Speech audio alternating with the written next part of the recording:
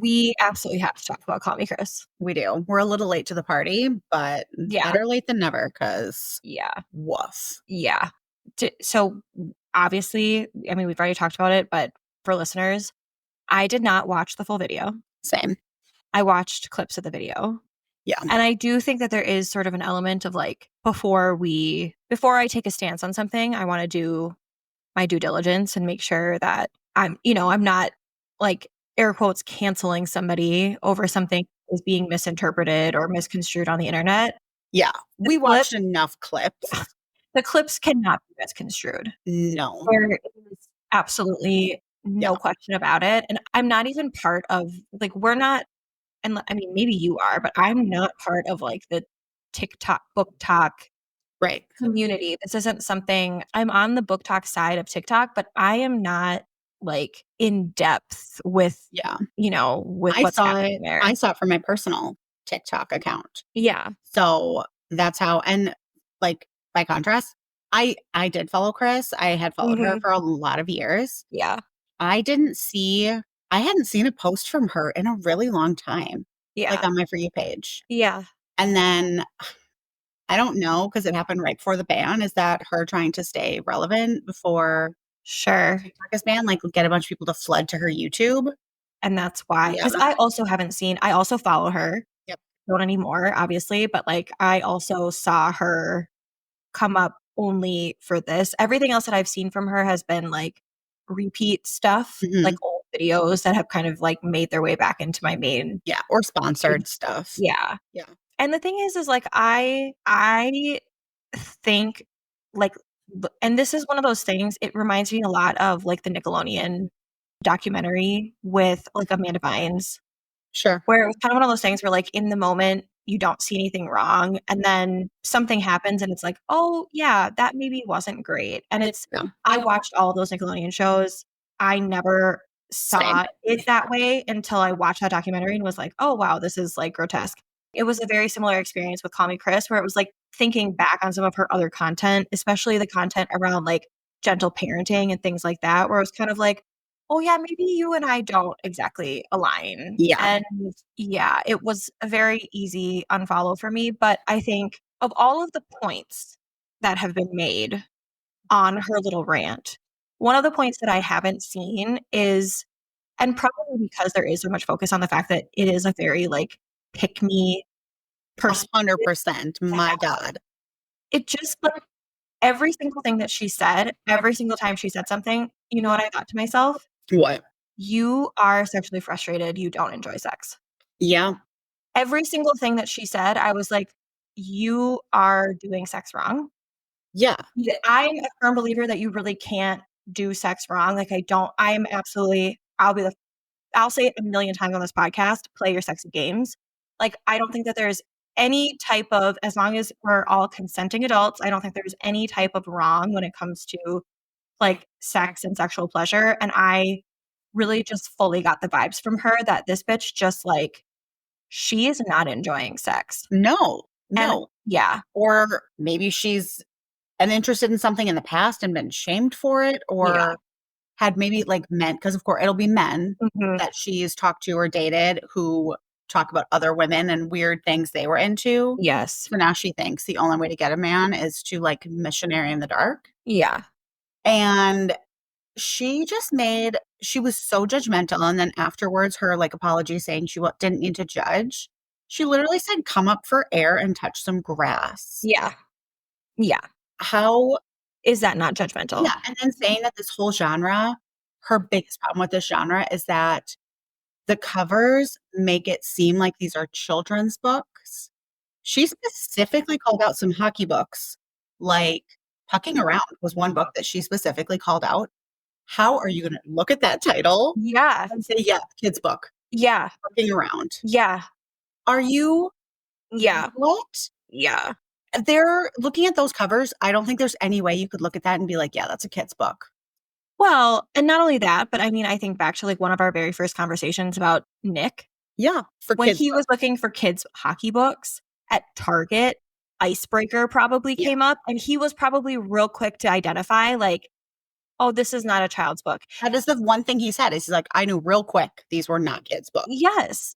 And and the thing of it is like, I think, and this is not my point. Somebody else made this point, and I think it was a really, really important point to make, is that she took something that women love and she made it problematic, but she never once in that entire video talked about the negative implications of the porn industry, the actual damage that happens within that industry. She didn't talk about anything that is male centered and Nope. problematic. She Mm-mm. specifically isolated it to women.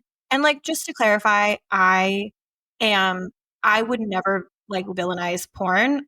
My husband and I both watch porn, Yeah.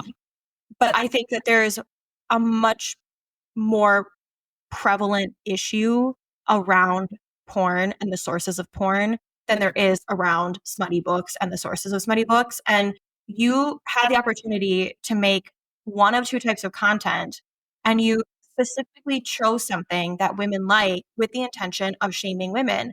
And I think back on, even in that vein, I think back on like, I've been reading books like this for a really long time. Like, I've been reading V.C. Andrews. I read Flowers in the Attic when I was Way too young. way too young to read it, for sure. But I've been reading books of this nature for a really long time.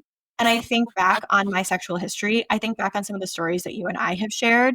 And I think a lot of my like sexual like awakening or whatever you want to call it as a woman was came from the fact that I was reading books where women were sexually empowered and were enjoying sex.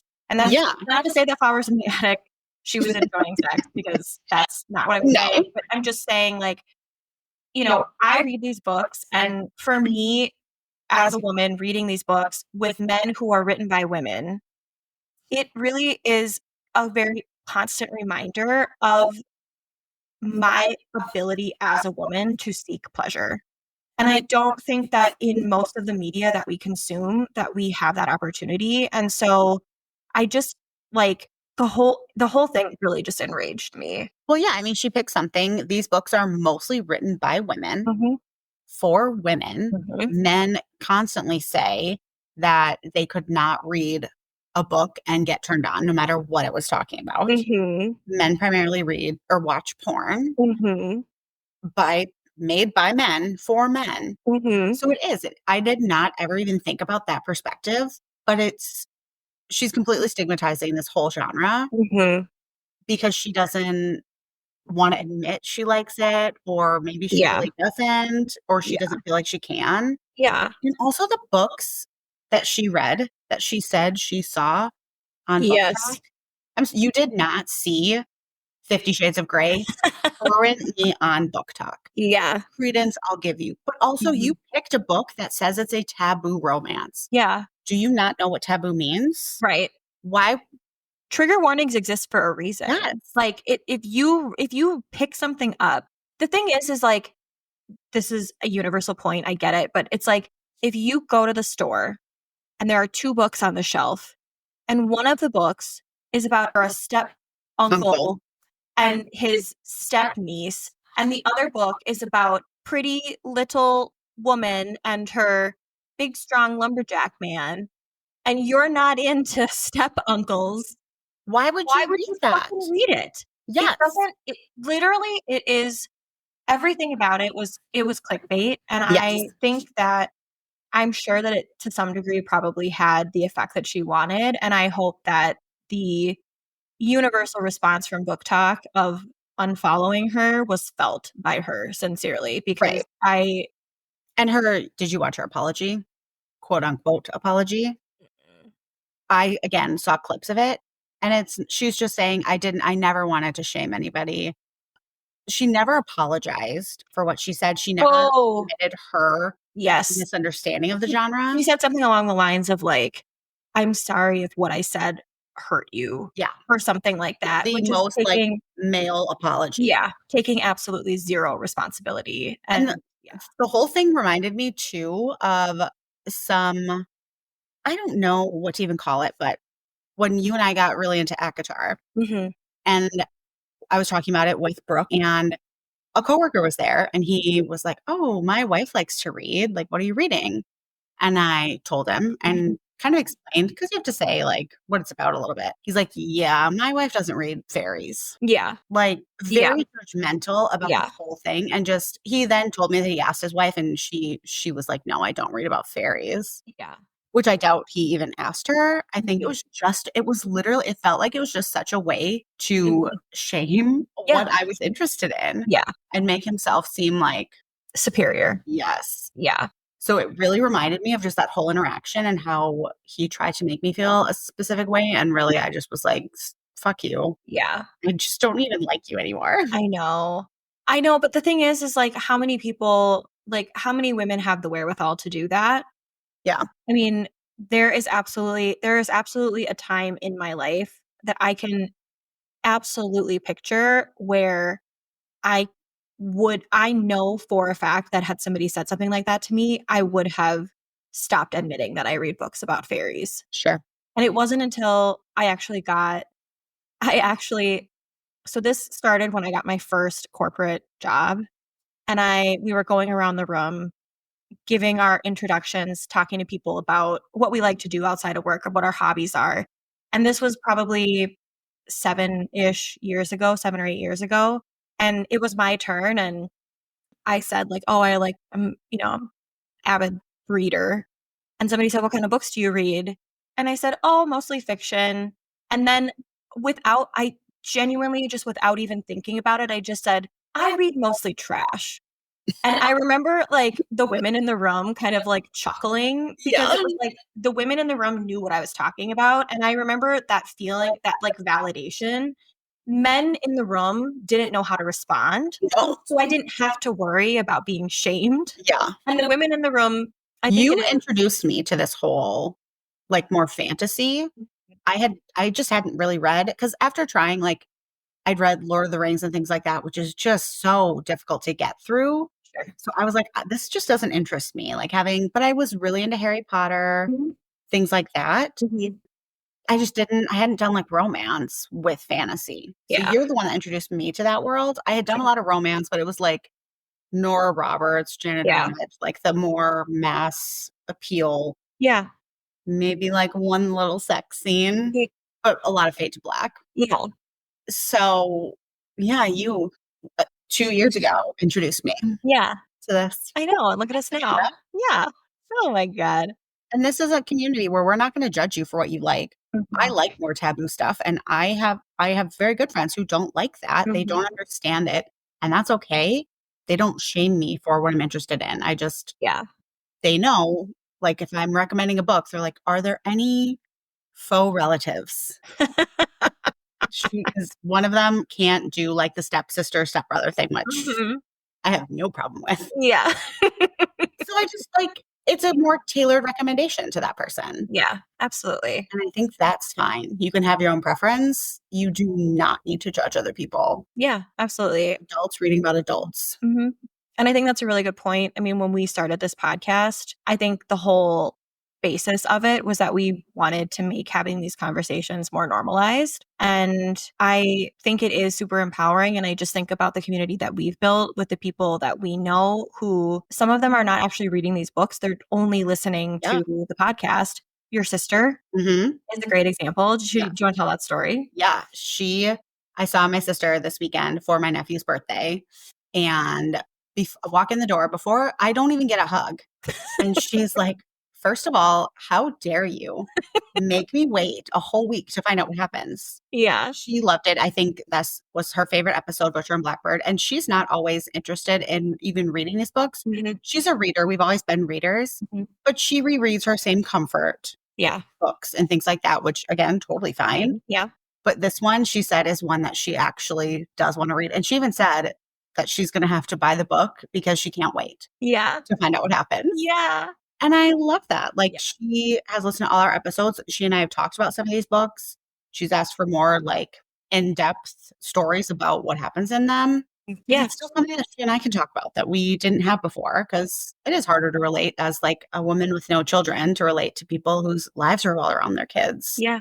Absolutely. So gives us another avenue. It really does. Yeah. And I just think about all of the people that have helped support us to put this podcast together, all of the women who have helped us. I think about Pagel. I think about Ange when she helped us get set up the first time. Yeah. Took our photo, our very first photo that we have is, compliments of Ange. And I think about Sam and her helping us with kind of trying to navigate some of the video stuff. I mean, I just think about all of the women, and I think about Carmen and biggest Brooke. hype girl. Yeah, like these women who are listening to our episodes. And I think our goal has always been to really like create community around this and to normalize it and really just continue encouraging other people to have these types of conversations, because there's nothing shameful about reading these books and there's nothing shameful about enjoying them. And so, but there is shame in shaming others 100% for their views. Yep.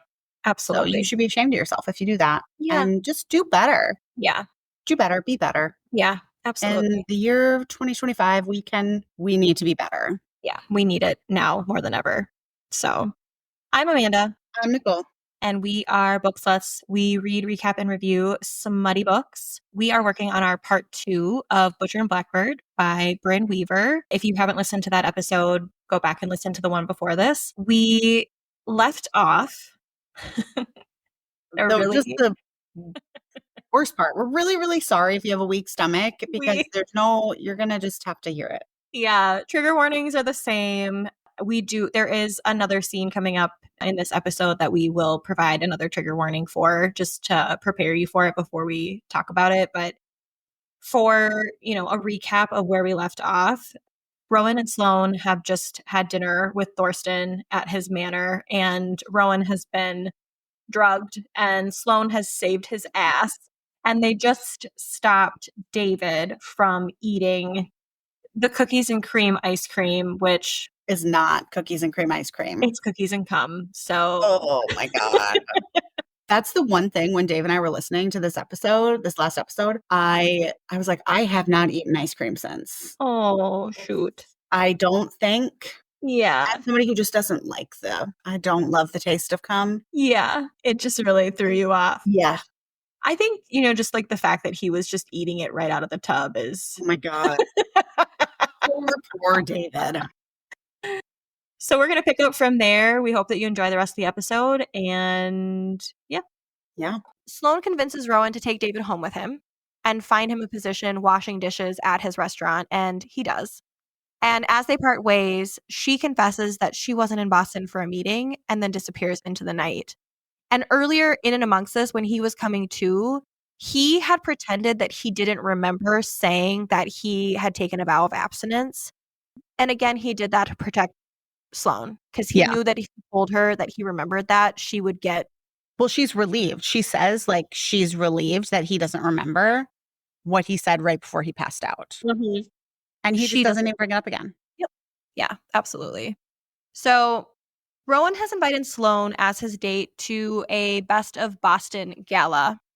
And we get some really great conversation between Sloane and Lark, where Sloane is sharing how she's worried that this is all in her head and that, she's reading too much into this and she's crying. And Lark is comforting her and continuing to encourage her to give him a shot. And we get some more of the Blackbird and Butcher banter, which is also just so good. They tease each other without being deprecating, and they are so sweet without being cheesy and gross. And in the scene, he's introducing her to everyone and teeing up conversations for her so that she can feel part of this crowd that she's not truly part of. So again, how the way that Lark is her bridge to relationships, he is also acting as that bridge. And she asks him to dance. And while they're dancing, Rowan reveals the real fun that he wanted to have by pointing out a murderer who was also at the gala. And Sloane realizes that she's misinterpreted his invitation. She spirals now. She spirals. Yep, she's visibly upset. He says, I thought you knew what I meant when I said I wanted to have some real fun. And she's like, shockingly, no. And he's like, and you still came? And then it starts to click in his mind, and he looks at Sloane and he's like, holy shit, Sloane, you're really here. Yeah. And he not never here for a challenge. Yeah, you're just here. You're really here with me. You're here with me. And he calls her Sloane, which he never does. He always calls her Blackbird.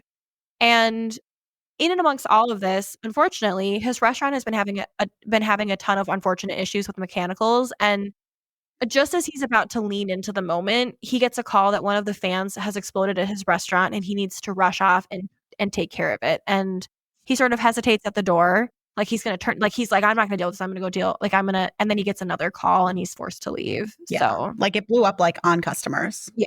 Yep, it was a big, big disaster. Yeah. We're 4 months later at our next challenge, and this time the murderer is named Harvey, and I don't know, like, if anybody else has been putting this together, but these are based off of, like, famous Yeah. like, our Francis was based off of Norman Bates, and Thorsten was based off of Hannibal Lecter, Yeah. and so all of these are, like, taken from Yeah. popular culture This as is well. our Texas Chainsaw This is our Massacre. Texas Chainsaw, yeah. So, Harvey lives in an old dilapidated Texas farmhouse, and he holds his victims hostage until he sets them free so that he can chase them down with a chainsaw. And as they arrive, we have 2 captives that he is in the process of killing. One is being murdered actively, and one is in captivity.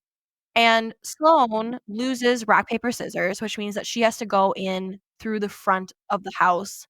And when she's in the house, she notices that Harvey's mother's corpse is sitting in a chair in the living room with, like, a blanket over her lap. And this whole house is disgusting. Yes. She heads upstairs. She is caught off guard, and she's taken hostage by Harvey, who throws her in with his other waiting captive. She literally gives this woman the shirt off of her back, which, is so just appropriate for Sloane. And when Rowan comes to save her and sees the state that she's in, he loses his mind. Yeah. She's like, "He didn't touch me like that," and it does not matter to him. No. All of the Her possibilities have chart is run through his off. mind. Yeah. Yep. He can't be reasoned with. He takes her to the barn, quickly examines her injuries, bending down in front of her to check her ribs, and he puts his forehead on her stomach, apologizing, and she starts to run her fingers through his hair until he stands, saying, "I can't lose you." And she replies with, "Then you better kiss me," and he does. And it's so good. Yes. It's I was ready for it at this I was point. too. Yeah. I was honestly hoping for some barn sex Yeah. I know. because they are so unserious. Yeah. I would have expected anything. We Yeah. don't get that. Yeah. This kiss is a very, very good kiss. And again, focusing on what this book is about, and they are in their little bubble, and they are only interrupted when they hear screams of the other captive. And this girl too, when Rowan goes to get these girls out, he's like, "Wait here, we'll come back for you." And this girl freaks out and just it was very typical, like, horror movie, and Yeah. Rowan has no time for her, which I agreed with because when I watch horror movies and these women start screaming, Mhm. I'm like, "You shut up. You're Yeah. going to get yourself killed." There's a new series out on Netflix right now called American Primeval, Okay. and it's a limited series, and it's based in, like, the Wild West, basically, when, like, the Mormons were fighting with the US Army, were fighting with the natives, Mhm. and one of the women gets, like, a group of women gets captured, and the native people are like, "What? Like, we're gonna slit their necks and get rid of them." And 4 of the 5 women are, like, screaming their heads off, and they just go by one and just, like, slice their necks, and then they get to the 5th one who is, like, not screaming at all and is, like, trying to tell everybody else to calm down, and they end up, like, taking her with them and then converting her over to, like, their native tribe, and she, like, right now is alive, so I feel like that's how I would be. I don't know. I've never been kidnapped, sure. but come So on. I actually have been kidnapped. My God. Why am I not surprised? Um, so this was so many years ago. I was at a gas station waiting for my boyfriend who was inside buying, like, cigarettes or something, and 2 men got into the car and held me at gunpoint and had me drive the car. Oh my God. What? Yeah. How old were you? I was probably, like, 18 or 19. So this would have been like 20-ish years ago. And they drove me around. I did not scream. No. I was really, I think, more, like, worried about, like, how far away I was getting from the gas station, and we were in, like, kind of a residential we were in Minneapolis. We were over north, and it wa we were I was more than anything, I was, like, trying to figure out what they were planning to do with me because I didn't understand why they wouldn't have just had me, like, get out of the car, like, Yeah. just get me out of the car and then, like, take the car, Yeah. and I was like they were kind of mumbling to each other, they weren't really talking to me, they were just telling me to drive, and we got to I thought for sure that they were gonna, like, rape me, Yep. for sure. There was 2 of them. We came up to a stop sign in a residential neighborhood, and they had been, like, sifting through everything in the car, and we had, like, just literally just gone to, like, pick up this, like we used to this is 20 years ago, so, like, this wasn't like, oh, like, people smoke now. This was, like, a brick of, like it used to be called swag, so it had all the stems and the, like, whatever. So it was a big ass brick of weed, and we had, like, a little bit of coke and, like, some other things, and we got up to the stop sign, and, like, they had all that stuff. They had found everything, and they basically like, we got to the stop sign, and they just, like both of them just hopped out of the car and took my shit, and they left me there. Oh my god. Yep. That's so scary. It was super scary, but I technically have been kidnapped, so Oh and I my god. definitely did not scream. I Yeah. screamed I think, like, thinking back on it, I think like, over and over and over again, I, like, tell myself, like, I should have screamed at the gas station, like, when they got into the car. If somebody has a gun on me, I don't know that I'm screaming. Yeah, I don't like, I think I was so, like when it's, like, actively happening, you're like, "I don't know what's" like, you don't know I had no idea what was going on. Like, Yeah. I sincerely was like, "Oh" like, "He told me to drive, I'm gonna drive." Like, there's a gun at my head, like, I'm just gonna drive my car because he told me to drive. The instinct to, like, fight back hadn't, like, Yeah. processed yet. Well, when Like, there's a gun on you, I don't think you fight back. no. Well, I know, but, like, yeah, I don't know. If I had screamed, like, You could would have been they shot. I know, but would I have? I don't know. I mean, you got out of it okay, so I'm gonna say you made the right decision. I The know, part but that I'm like, "Oh my god," because if this was 20 years ago, we didn't have smartphones. So you no. had to get yourself back to that gas station. Yeah, yeah. I don't know that I could have done that. I'd been driving around, and they probably would've gotten me again. So the gas station was the Colony. Do you remember the Colony? Mm, Oh, no, you're from yeah. Wisconsin. The Colony was like it's a very, very well-known gas station on the north side of Minneapolis, and it's very identifiable. It, like, had, like, a hive on top of it, and then, like, the overhang for all the pumps was like a honeycomb. Oh, okay. It Sure. was and it was off of, like, a main drag, and so it was Is it still there? I think it's a Holiday now. Okay. It's not called the Colony anymore, I think it's a Holiday now. Gotcha. But, yeah, I made it back, and I will, like my boyfriend was so mad. At you or Yeah, he was mad at me. Of course. Of Yeah, course he was. yes, Are yeah. you Oh my He god. was so fucking mad, and then I, like, explained to him what happened, and he was like, "Damn," like and then he realized that we didn't have any weed, and he didn't have any coke, And then he's more mad at you. and then he was more mad. Yeah. So Yeah, because you can't call the police right. because they took your cocaine. Yeah. Yeah. So anyways, That was that's probably a not gonna make story. it. How did I never know that before? I don't when would that come up in, like, regular conversation? We don't talk about getting kidnapped often. I guess we don't. Yeah. We do not. Yeah. I wonder how we transition now because I don't think I'm gonna leave that in. I'm gonna take it out. Why? I don't know. It's so interesting. You have I feel like it transitioned so well because I said, "I've never been kidnapped." You're like, "Well, I I have." yeah. I feel like you have to leave it in. Shit. Alright, well, that's my kidnapping story. So, That's a great story. thanks. And this is why I tell you you're so interesting. Yeah. I've never been kidnapped. I've never been held hostage. I've Mhm. never been I've also been held I hostage. know. I've not The thing is, like, all of those things are so dark. Yeah.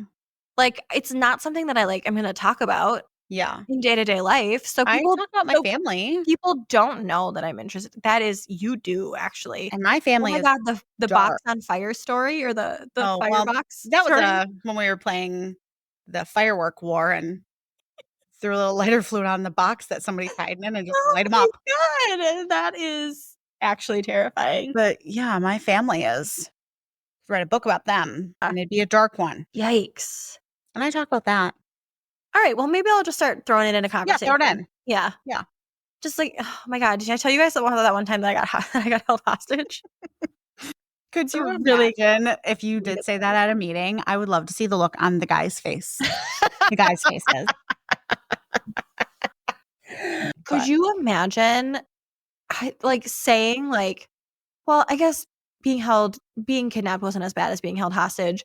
That's giving Aubrey Plaza. it really is. Like, sincerely. It really is. I really have I have some real opportunity there to lean into that. You really do. Yeah.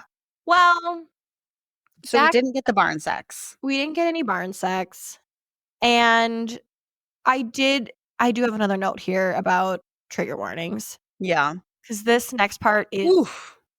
Dark. so dark. It's I thought so it was dark. so funny. Yeah, it is. I'm so sorry. Look at the questionable usage of the mummified corpse. This is that part. So again, if it makes you squeamish, maybe just fast forward 5 minutes and Yeah. come back to it. So Rowan takes Harvey down with an axe, and before he makes his killing blow, Sloane runs in. She's like, "Give me a minute. Stall Yeah. him. Yeah, stop.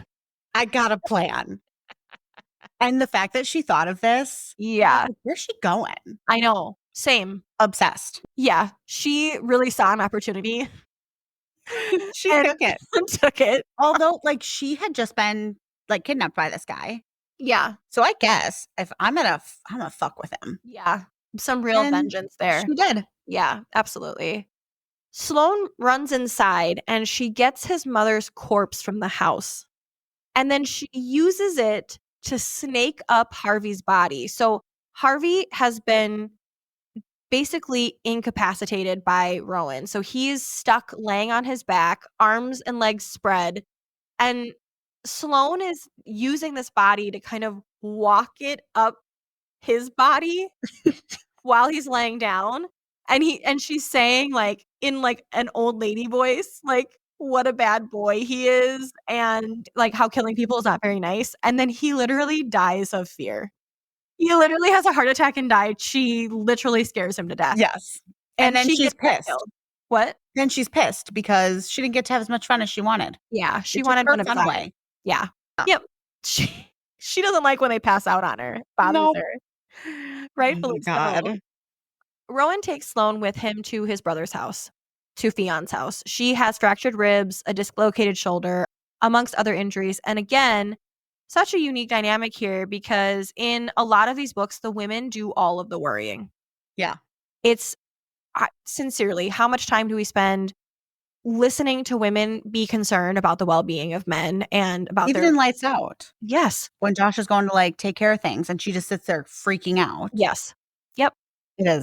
This is a nice change of pace. It is, because in this book, Rowan is constantly in a state of worry about Sloane, and it's always in the most thoughtful way. He describes her as bleeding into his every thought. When they're apart, her absence is an entity. He says, I worry for her, I dream of her, she consumes me. And he doesn't just say that, he lives it, he thinks it. We see him worry and fuss about her spooking her, about her losing herself to her thoughts and to her demons. And we really see here that although Sloane's thoughts about losing him because of her inadequacies are so loud and so overt, he is actually feeling the same fears of loss as she is. But because he sees her and would do anything to keep that proximity. So that's what he wants, is just that closeness. Yeah. They make it to Fion's house, and we meet Fion's house guest, Rose, who is a character. She's great. She's a she's from the circus. Yep. She's like, "You guys want me to read your tarot cards?" Yeah.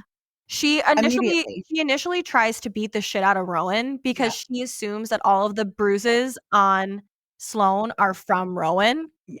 And she's in a crutch and she's trying to hit him over the head with the crutch. And He is so great. He is a force to be reckoned with. I really, really like Rose a lot. We She don't get a ton of her in this book. No, but like, instantly, she reminded me of Sibby Mm, from Haunting Adeline. yeah. Just this crazy little circus girl who you don't know what she's gonna do next. So interesting. I'm I'm really excited for excited her book. for I'm really excited for Scythe and Sparrow.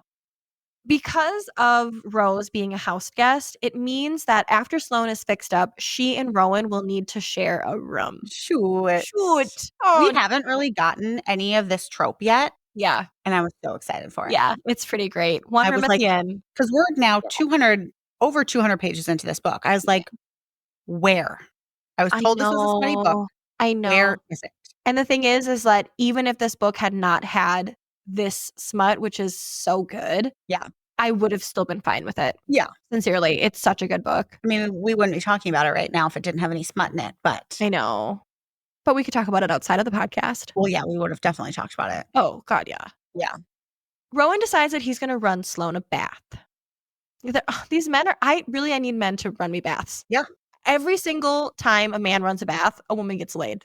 It's Yeah. I don't know how that Yeah. happens. And good. Oh, yes. She gets that good dick. Yes. Oh my God. Yes. Yes. Sloane explains to Rowan he's going to need to help her undress and to take off her sling, and she's feeling very self-conscious about the bruises that are left on her face by Harvey's boot. And he says, "They're not ugly to me. They're the color of eggplant." And she's like, "Eggplants are gross." And he's like, "Let me try again. It's the color of blackberries, the best berries. And it reminds me of irises, the best scent of any flower." And then he says, "You are all the best things to me, Sloane, no matter how many bruises are in your heart or on your skin." I know. I'm sorry, what? Yeah. I, mm, You need I, a man to be this obsessed with you. I do. Except my husband is this obsessed with me. And I don't like it in real life. I know. I think that the reason that I don't like it in real life is because my husband is obsessed with me, but he's not obsessed with me for the reasons I want him to be obsessed with me. Sure. Like, I want you to be obsessed with me because, like, you actually see me as a person, and he just Mm. sees me as his wife. Yeah, Dave compared because I've told you this, he stares at me a lot. Yeah. We'll just be watching TV and he's staring at me. Mhm. Drives me fucking crazy. Mhm. And the other day, he compared it to how he watches our cat, Charlotte, Wow. and he's like, "You just look at the kitty and you think she's so cute." I'm like, but I'm not. I'm I'm not not a a cat. kitty. Like, you can love me, but just look Yeah. straight ahead." He's always staring at me. Shoot. He loves me so much, even, like, on a weekend if I haven't showered, he still just loves me and is admiring my beauty. I just wish he would not look at me while he did it. Drives me nuts. You also kind of need to be left alone a little bit. Yes, I do. Well, and I say all the time, Dave and I have had this conversation. We were long distance for the first almost 2 years, Mm. and we weren't exclusive for the first year, and I think it wouldn't have worked for me if that Mm. wasn't how it went. Sure. If he was just always around and this much in love with me from the beginning, I couldn't have done it. Our whole relationship was on my terms, and it did need to be that way. I actually love that for you. Yeah. Wow. Mhm. Dave is a patient king. I know. Well, and I told him the first night that we hung out, because I had just broken things off with a guy who, like, became, like, really obsessed with me right away. Mhm. "Oh, I met you on Tinder or something. Yeah. You're already obsessed with me. Like, I'm hanging out with my sister, and you're, like, worried we're supposed to hang out 6 hours from now, and you're texting me, like, Yeah. nonstop, chill."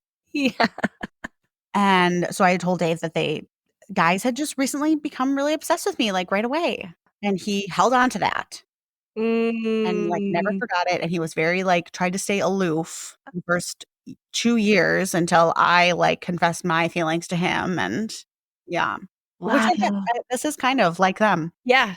Oh, 'Cause this God, has yes. been, like, they say this has been 4 years, Yep. Yeah. and it wouldn't have worked if it would have been all at Yeah. once. And it wouldn't have worked for them either. Mm-mm. So that's so appropriate. It really Oh is. my God, do you identify with Sloane? I didn't think I did. It's given Sloane, It babe. kind of is. Yeah. I don't really identify with Lark, Yeah. so maybe. Yeah. Maybe that's why we get along so well. I'm Yeah. Sloane and you're Lark. Oh my God, you're so right. Yeah. Wow. I can't wait to talk about the next book. I think I've said that about 18 times in this podcast or this But episode. I would have definitely been going for Lachlan over Rowan. Oh no. No. Lachlan Oh, just no, describe no. as soon as he was described, I was like, that's for me. Yeah. Yeah. No. We No. have to swap. Shoot. We can make that work. Yeah. I can get Rowan. There you Make him fall in love with me. So Rowan proceeds to undress Sloane. And Sloane, he realizes, has not one, but two nipples pierced. And even though nothing is happening here, the scene is very sexy. Yeah. It's nothing, literally nothing is happening. It's all from his perspective. He's just describing her body and He's doing everything that he can to hold himself back. yeah, she's fucking injured. Yeah. She's covered in bruises. She got her face stomped on, Yeah. broken ribs, dislocated shoulder. Mm-hmm. And he's really just trying to not Yeah. And hurt her. she is not making it easy on him. No. She knows exactly what she's doing. Yes. She knows exactly what she wants from him. And he's visibly tense. Yeah. And she's like, something caught your eye, pretty boy. Yep.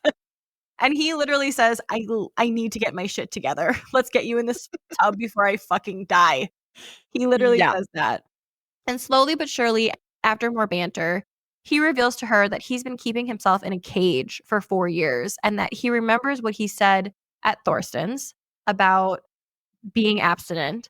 And she's like, I'm right here. I'm not as fragile as you think I am. They declare their feelings for one another. And she kisses him, guiding his hand first to her breast and then to her clit. And then he realizes that she has a piercing here.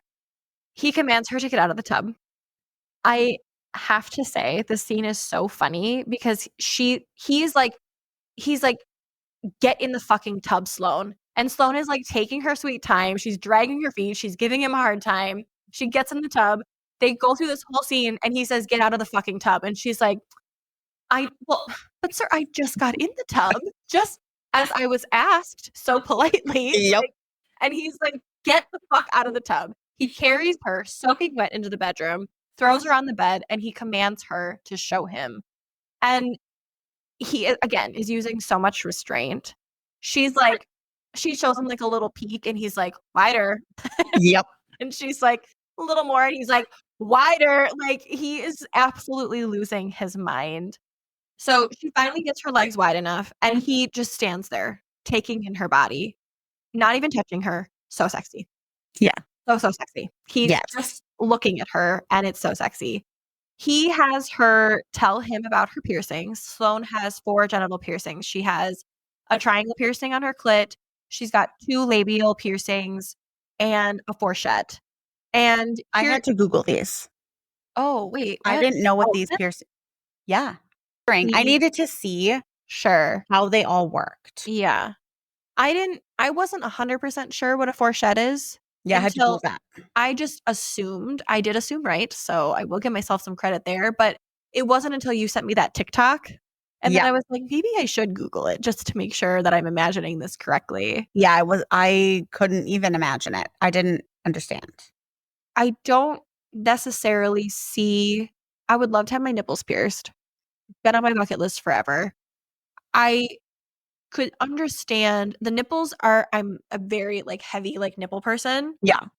The clit I can also understand because it's obviously a very important part of everything. Mm-hmm. The labia and the fourchette I don't necessarily understand. I don't either. Like, what are those adding? Is it adding like a little pain with the pleasure? Right. I'm not. Well, in the fourchette one, from all of my extensive Googling. Yes. It sounds like it's one that's not super common because it does a lot cause problems. Oh, interesting. The location. Sure. I think. Yeah, I could see that 100%. Like all of her piercings are ones. And it's so interesting that Brynne Weaver chose these. Yeah. Because like the triangle piercing is, I guess, the least common clit piercing. Oh. Yeah. I didn't know that. Interesting. Yep. So all of her piercings are very unique. It was interesting. Well, I did think I have to consider what would that be like if I got those piercings and then promptly got my period? Ugh. What a mess. What a mess. Yeah, I just Didn't she say she has an IUD? Oh, yes, she does have an She might not IUD. be even getting a period. Yeah, that's true. I, What a fucking mess. yeah, I do love that the author included it because we do get a lot of male genital piercings. Yes. We never get female. Mhm. And I really love the way that Sloane describes it because she describes it as armor, Yeah. which as a survivor of sexual assault, I can understand the mental protection that would create, Yeah. you know? So I really, really liked that. She discloses here that she hasn't had any sexual partners since Rowan because she hasn't wanted anyone since meeting him. So I have them down as two masochists. Yeah. Literally. I couldn't They've been both in love with each other, wanting to do nothing but have sex with one another for 4 years, pining after each other, and done nothing about it. I can't imagine. Yeah. They said a safe word, which is chainsaw. Fitting. I love it so much.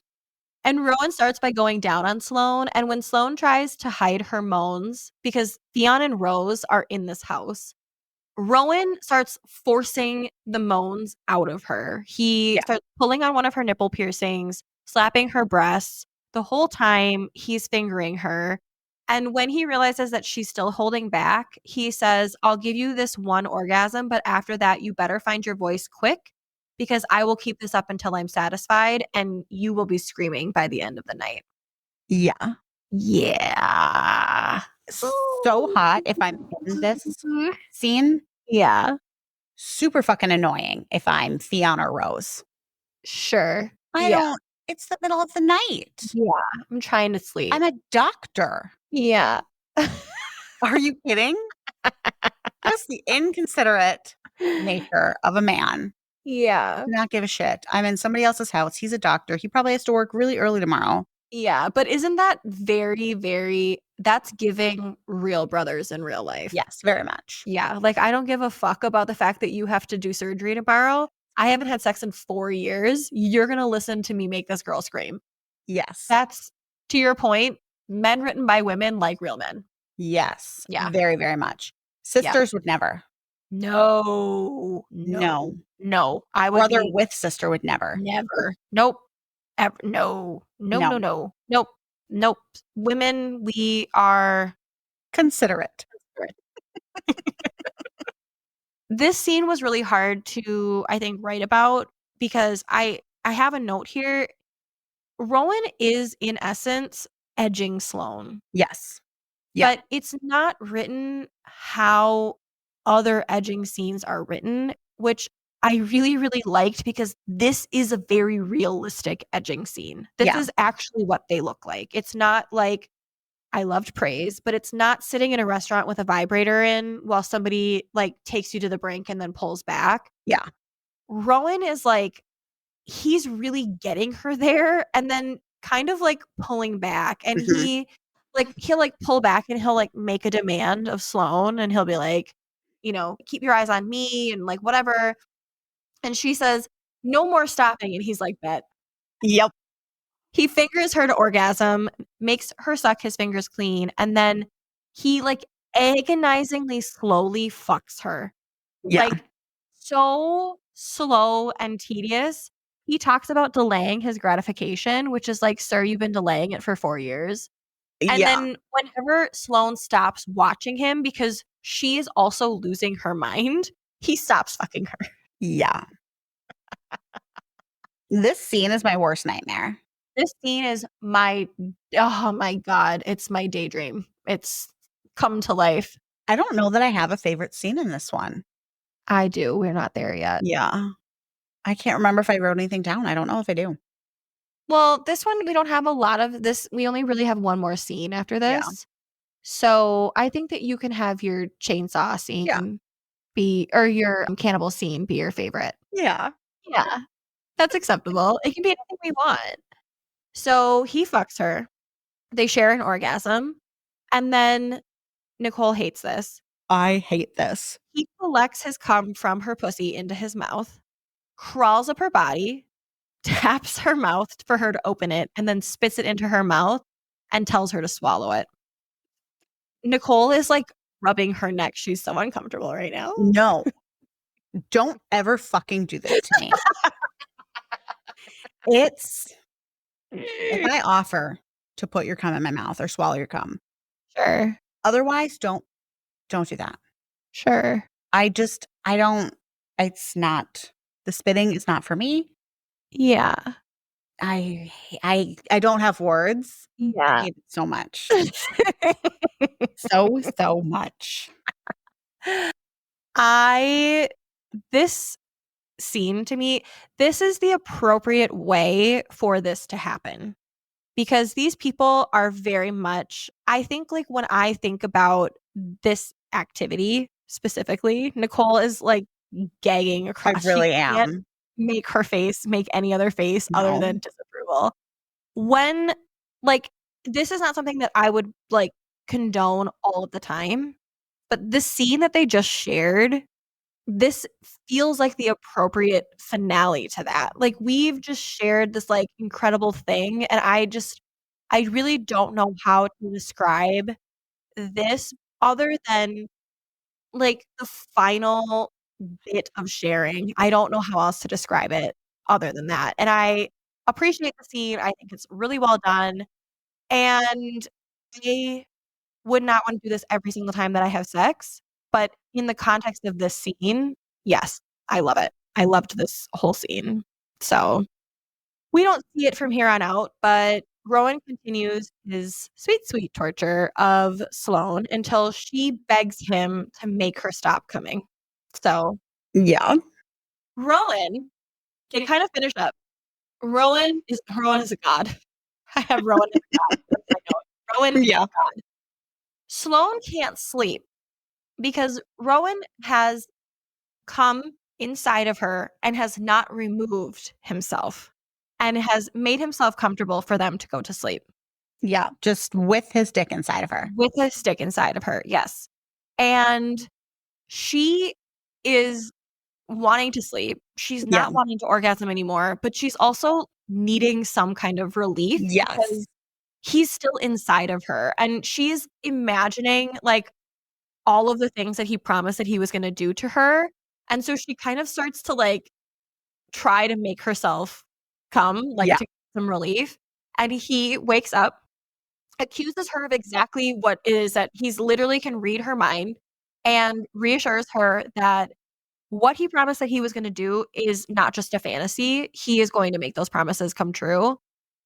He gets up, he goes to get a toy from her luggage, and when he stands up, she finally sees his back and realizes that the black bird that she had drawn the very first time that she went to 3 and Coach and left on the table, he had that tattooed on his shoulder. I'm so obsessed. I am obsessed with that. I Yeah. There's nothing sexier. No. Honest to God, you, like oh my god, Marry me now. I'm all in. 1,000,000%. He uses the toy to fuck her, and then while he takes her ass, and then he asks her why she thinks he got the drawing tattooed on himself. So he's kind of torturing her here, and she says something along the lines of, like, "Well, because you like me." He is physically in her ass. He's fucking her with her toy, and he's like, "Why do you think I did it?" And she's like, "I can't make any sentences. I can't make words. Yeah. I think it's because you like me." I have a screenshot. Yeah. Of I have course. I have a quote here.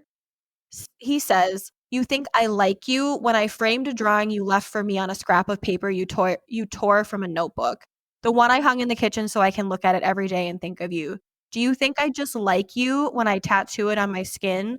I play this fucking game every year and tear my heart out watching you walk away only to do it all over again, and I like you?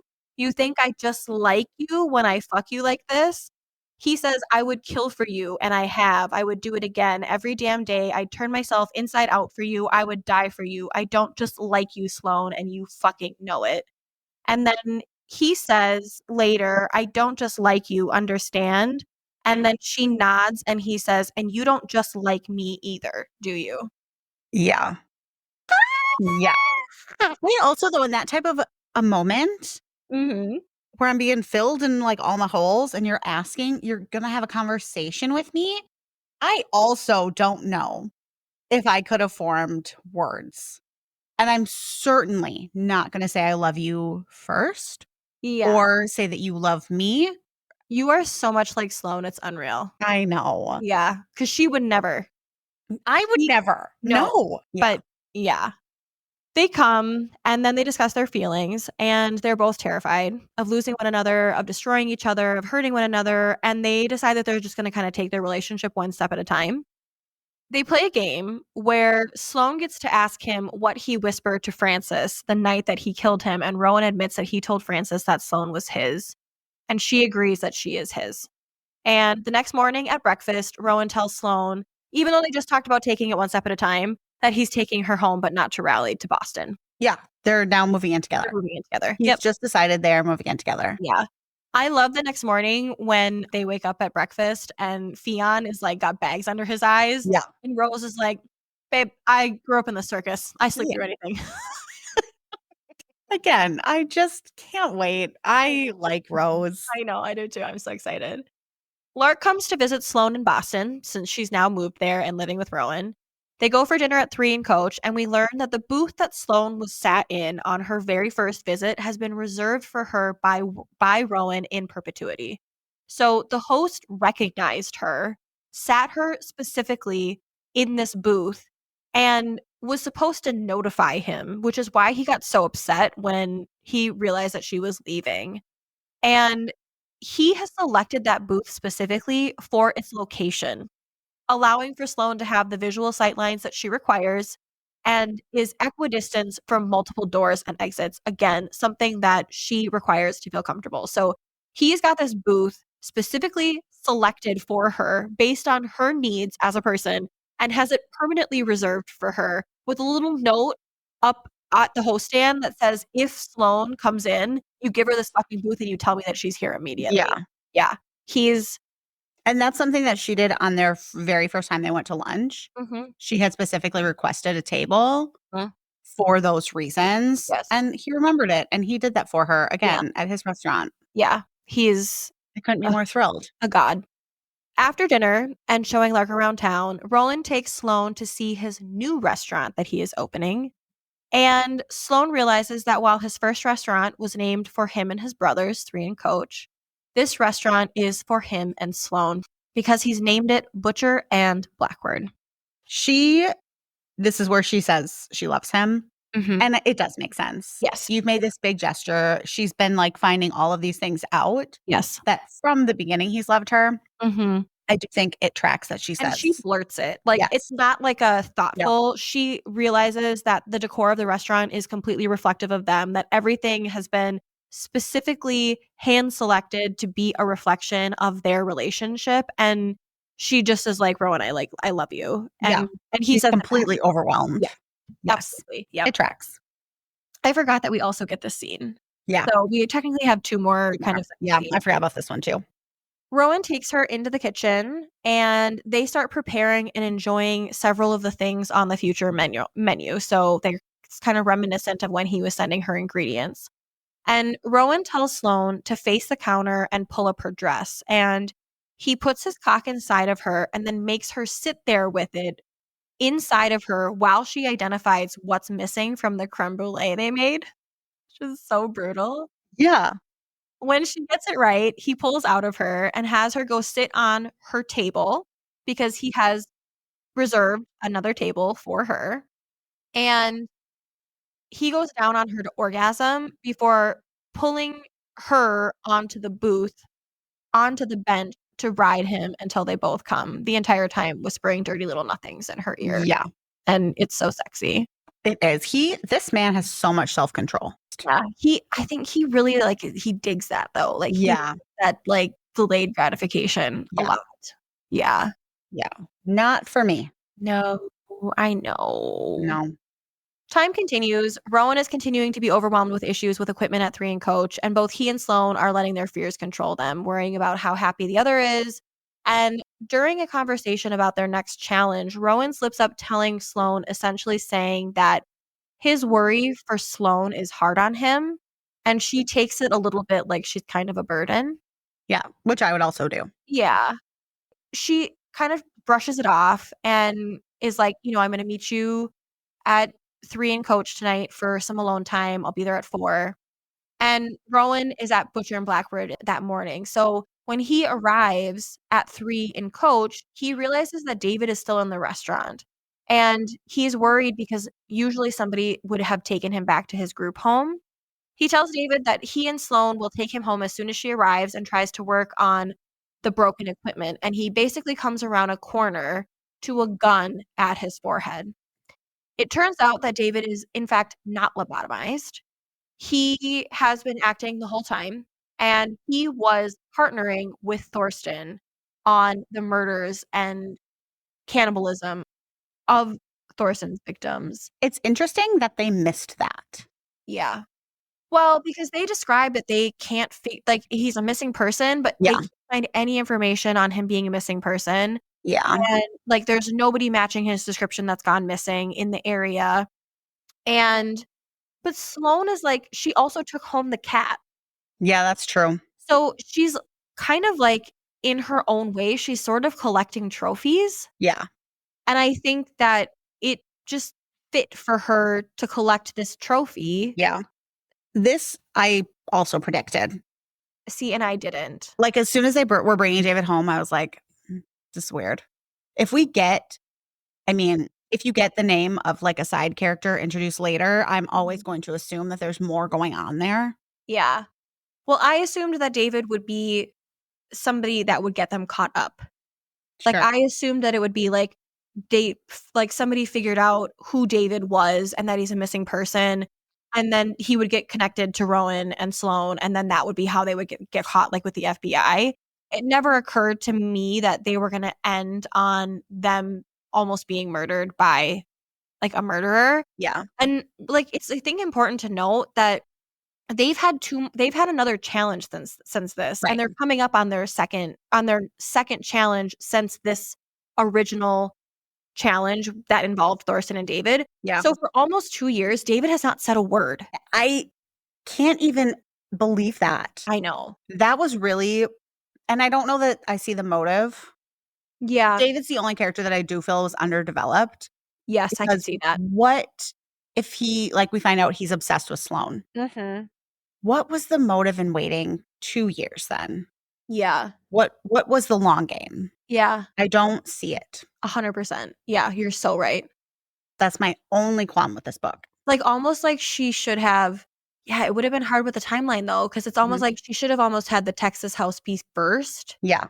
And then have this. Yeah. But then it wouldn't have given us enough timeline for them to build up their relationship either. So yeah, that's interesting. Yeah, I agree with you. Yeah. I'm going to ignore that massive plot hole. Yeah. And just continue to have this be my favorite book. Okay, good talk. So David is now holding Rowan at gunpoint. He tells Rowan that if he doesn't get Sloane to go away, that he's going to kill her. Sloane arrives, and really, in essence, Rowan like breaks up with Sloane. He calls her a psychopath and just tells her that he doesn't have the time to work on the restaurants, which are his number one priority, if he's focusing on his relationship with her. And it's not a difficult thing to do, given how prone to flight she is. Yeah. She immediately is like, all right, bye. Yep, 100%. Fine. She immediately takes him at his word. And while they're having this conversation, he's like, I told you on April 10th, or maybe it was the 13th, that I didn't want to be a normal person. And Sloane goes back home and she starts packing and like calls Lark. She showers. She doesn't figure it out real quick though. Yeah, no, she showers, she does makeup. She's like, if I'm gonna be moving back home, I'm gonna do it feeling and looking my best. Yeah. And she calls Lark, who is like, that man fucking loves you. It does not make any sense. Yep. And they start to do what really good friends do, which is where they analyze the conversation from beginning to end. Yes. They go through it line by line, every single thing that she says. Sloane realizes the April 10th date is important. And not because obviously he said something important to her on that date, but because those were the dates on the ice cream at Thorsten's Manor. That David was eating. Yep. She returns to the kitchen where David has tied Rowan up and is torturing him, removing strips of his skin and telling Rowan everything he's going to do to Sloane as soon as he kills him. Sloane arrives. She plays David, pretending that she's mad at Rowan for breaking her heart and looking for a replacement to have some fun with. And she approaches him to like give him the gun that she brought with him, stealing his trust of her. And then she uses her other hand to stab him multiple times, killing him finally by stabbing him through the eye. She frees Rowan. The entire time she's mad at him. Yeah. Rowan has had pieces of his skin peeled off and cut away by David. Yeah. He is in terrible shape. And he's like, maybe you could untie me. And she's like, I'm fucking mad at you. And Yeah. he's like, or not, or don't untie me. Yep. That's fine. It would be nice to have some usage of my hands. Yeah. But it's okay. I'll Maybe wait. call Theon. Like, could use a little bit of medical attention here, but do you, babe? Yes. And it's so funny. Again, terrible, like such a dark scene. Yeah. Just so much Lightened levity. Yeah, 100%. And she finally lets him free, and they agree that they're never going to be apart from one another. Some time goes by. Sloane designs a tattoo for Rowan to cover the enormous skin graft scar from the spot of skin that was removed by David. And the morning of the tattoo appointment, we are treated to a scene. Your favorite scene. Seeing this scene, I think at one point in time in our friendship, I told you that I had done things that I would never say out loud. Yeah. I am so grateful for this scene because now it's all been put on the table. Yeah. And I have never felt so fucking seen. These books, we never get this perspective. No. We never get this activity. And it is let me tell you something. I have not just done anal things with one or two men. Sure. Men. Lots of men. Yeah. Love this. And we never fucking see it in these books. It makes sense that they would love it. They have a little G-spot in their ass. Absolutely. And I just like it. Oh, let me tell you guys what's happening. I'm freaking out. I haven't even told you what's happening. So it's the morning of the tattoo appointment. Sloane is on her knees in front of Rowan. She's sucking his dick while she's fingering herself. And then she makes Rowan come by sucking his dick while she fingers his ass. And they talk about like she starts with one and then she puts in a second. And it's the whole thing is I am this book. I'm fucking feral for this book. Yeah. I literally was like, yes, fucking queen. Thank you so fucking much. And I love that it is Rowan because let me tell you something. Some of the prettiest, most well chiseled, serious men that I have ever been with were the ones who liked this. Yeah, for sure. It never, like my golden retriever husband. Yeah. Never. I couldn't go near his ass if I begged him on my knees. He would not let me go near his ass. Yeah, Dave would not either. No. But these like big, cocky men who are so pretty and so serious and so like, oh my God. I love this book. I love it so much. Yeah. Anyways, they get the tattoo and they continue their random murders of serial killers. I don't think they're doing challenges anymore. No, they're just together. And at one of the killing sites, Rowan surprises Sloane with a note asking her to marry him that he has hid inside the eye hole of one of their victims. So he says, so fitting. It's so perfect. Yeah. He's like, I don't know, that left one looks a little gougy. Yep. She's like, it's not gougy. And she goes to go look at it. And in it is a little note. And it's so perfect. It really is. Our epilogue is from an unknown perspective. The individual is watching Sloane and Rowan as they exit Lachlan's leather shop. And the person, we don't know who it is. We just see that they're seeking retribution for the killing of their brother at the hands of these three. And that's where the story ends. Yeah. So it's a little bit of a cliffhanger. Yes. So yeah, it made me super excited to read Leather and Lark. You loved this book. Oh my God. So much. All right. Well, thank you for joining us on this absolute joy of an adventure. We appreciate you listening through, multiple parts. And we want to take a moment and just thank Pagel, as always. We would not have the social media presence that we have right now without her. And even though by the time this episode comes out, TikTok will hypothetically be banned, we know that we have such an excellent person in our corner to help us pivot. So we want to just make sure that we give her a shout out. Brynne Weaver. We're obsessed with you, Brynne Weaver. Brynne Weaver, we are obsessed with you. I literally was like, so for context, we were supposed to be recording 2 episodes when we recorded this episode. And I sincerely messaged Nicole and was like, look, I can't do either of these books justice if I have to do them both in one night, because this book for me was just such a breath of fresh air after some of the other things that we've read. And it's been so long. The last time that I felt this passionate about a book was probably when I read Kingdom of Ash. Yeah. Sincerely. And Kingdom of Ash made me feel every single emotion in the world. You're going to get a tattoo. I'm going to get, I almost opened a gym because of the Throne of Glass. I remember you coming into my office and telling me about your $1 million idea. Yes. That you're going to open a gym for women who want to be assassins. Yeah. And I was going to call it Fireheart Gym. Yeah. Yeah. It's fucking genius. 100%. And maybe I still will. Yeah. I don't know. Support my podcast. Exactly. Come on, people. Listen to us.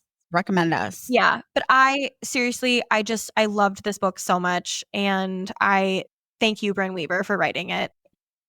Brynne Weaver's bio on her website says, writing has always been a hobby for Brynne. Even as a young child, she loved typing out stories on her grandmother's typewriter. She wrote award-winning poetry and essays and dabbled in various forms of fiction over the years. In 2019, Brynne committed to publishing more of her works and released her first non-fiction book under her real name, and then began focusing on her first fantasy romance or romantasy series, The Diviner. Next up was the 3-part Shadow Realm Paranormal Dark Romance series. Brynne then partnered with author Alexa Harlow on the contemporary dark standalone romance Black Sheep. Brynne aspires to write female-focused stories about complex, resilient, imperfect characters who struggle with anger, trauma, fear, courage, and love. And I will tell you, Brynne, you are a success. You are a success. Yes. You 100%. Did that. And as we're talking about that, I just have to give kudos, because I think that when you have somebody who has had such horrific things happen to them as Sloane has, the way that this person was written could have looked really different. It could have looked very stereotypical. And I think people who have had bad things happen to them are often the least likely people that you would expect. And so I really just I loved this book. So do you want to do the ratings? Yeah. Spice level, we're going off of graphic. Yes. I would give this book probably a 4. I also gave it a 4. I wrote graphic next to it. It is graphic. Yeah. We don't get as much detail as I probably would have liked. Of course. They didn't describe the noises that well. They didn't describe the noises. But I think that it was pretty detailed, especially when we were learning about how many fingers she had in his ass. So yes. Yeah, that's a winner. Spice frequency, I have to give a 1. Yeah. Unfortunately, it just did not have, this is not a book that I would read for the smut. I did not. Yeah. Dave didn't get laid. Shoot. Unfortunately. Poor Dave. I know. You know what? Your wife is a better person because she read it though. So exactly. You're still winning. Yes. I gave it a 2 though. Yeah. Prose. I would give this book a 5. Yeah. I gave it a 5 too. Yeah. The one that all the characters, everybody, I can't get over how well developed the side characters were. They made me excited for more books, and not a lot do that. Yeah. When we were reading the words and then found out that there's a book about Memphis, I'm like, I don't give a shit. Yeah, absolutely. Well, and honestly, I feel like the characters are so well developed that I did not even feel, I knew obviously that Leather and Lark was about Lachlan and Lark, but I never felt like she is writing these characters to set them. It was even in the Vicious Lost Boys series, by the time we got to that last book, we knew what she was doing. Yeah, she was setting it up. We never get that impression with these characters. No. And we are still invested in them. We still like them and are eager to learn more about them. Yeah. And she did such a great job of that. Storyline. I'm going to give it a 5. Same. Yeah. It's such how this hasn't been done. Maybe it has and just not well. Yeah. But 2 serial killers, this Mhm. is gold. Yeah. And It's it's so good. actually, it's so funny because I think during Lights Out, you said, like, this book would have been so much better Yes, if if she she was had been a yeah. serial killer. Yes. And yeah, like, it's it's a very I understand why it's never been done before because it is very dark. Yeah. And it is kind of like, ooh. I still though, like, Haunting Adeline, I still feel like is darker than this. I And I agree. think it's just Yes. because she makes this feel very lighthearted. Mhm. Like, it's Yeah. a joke. Yeah, absolutely. But I do think that that's hard to do, which Yeah. makes it I mean, it makes sense that it would be a hard thing for somebody to approach because if this book had been written by H.D. Carlton, I I I don't know told that I would you have been able to read it. no, because I told you about the other I just read Does It Hurt? Yeah. And Yes. it's dark. Yes. It is dark. Yeah, it sounds dark. I yeah, very, very impressed with the Yeah. storyline. I Yeah, wanna read all of Brynne Weaver's books now, same. Yep, absolutely. overall. Overall, I'm gonna give it a 5.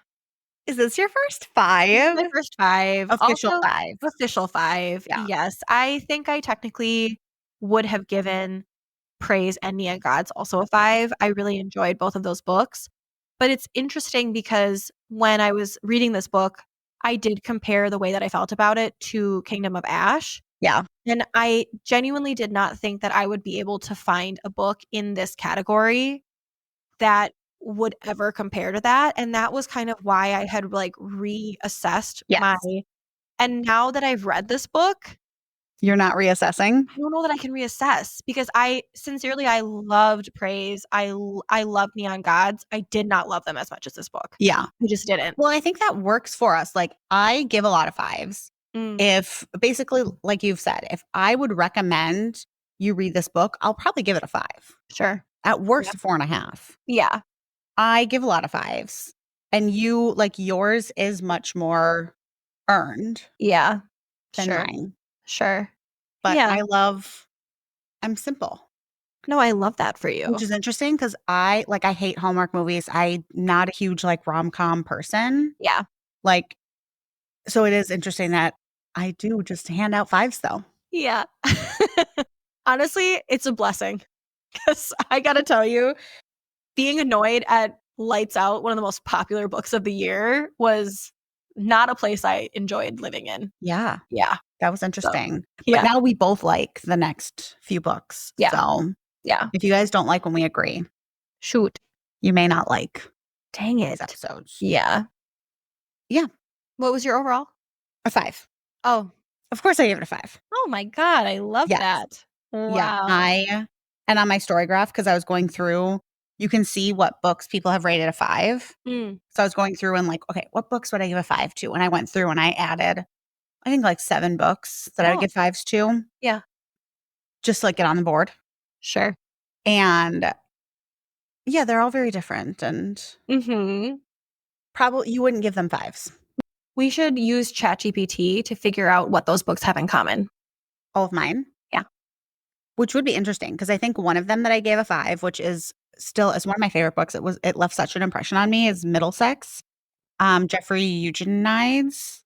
He also did Virgin Suicides, which was great, but Mm. Middlesex is so great, and it's Yeah. such an interesting premise. If you haven't read it, I do recommend it. There's no smut. It starts, like, with it's interesting.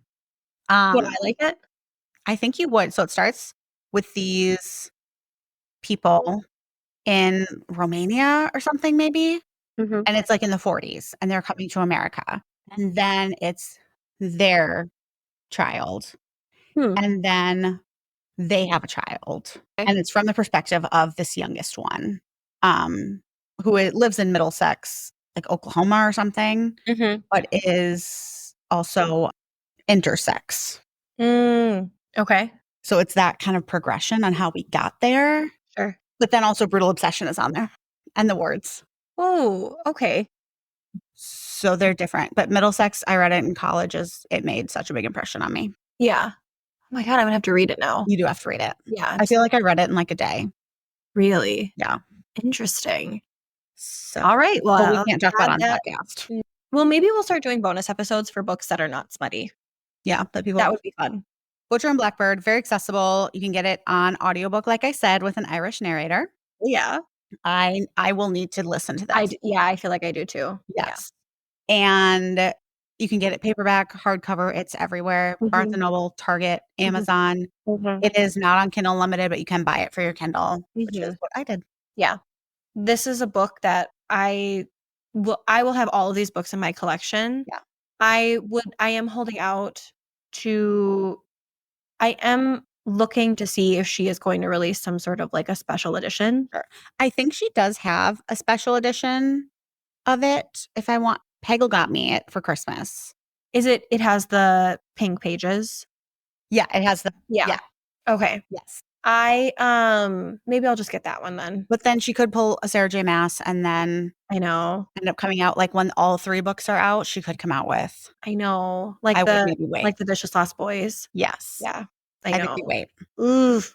But I did stamp Butcher and Blackbird Oh. with our thing Carmen got us a little stamp that says, "This belongs to the library of booksluts with Nicole and Amanda. with Nicole and Amanda for Christmas."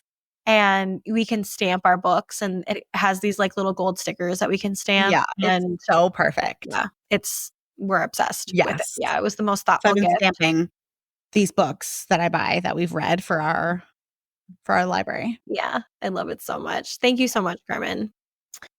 All right. Well, follow us on social media. I'm not really sure where we're going to be at by Yeah. the time that you get to this episode. We are on Instagram and TikTok at Booksluts Pod. We are on YouTube Yeah. at Booksluts. That's it. So Booksluts Pod and Booksluts Podcast is not available. So we are just on YouTube at Booksluts.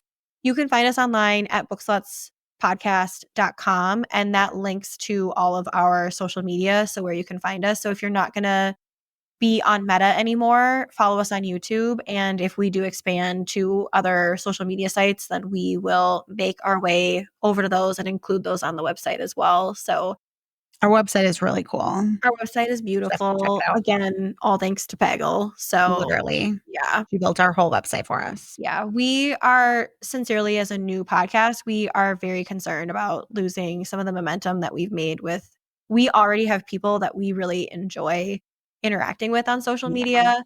Joanna Reads Books is one of them. What was the other? Meg's Books, I think? Meg's Books. I think so. Meg's was the other one. There are just a couple people that we've already started interacting with, and we really, really enjoy that aspect. Yeah. And we are hoping to continue to build this podcast using recommendations from people who are listening to it as well. And we really, if you haven't figured it out yet, we love getting different opinions. Yes. We love to fight about these books as much as we love to agree on them. So we would really love if you, did follow us on social media, if you participate and just comment and let us know what you want to hear from us and what you like and what you don't like. So follow us over there. I'm Amanda. I'm Nicole. We are Bye.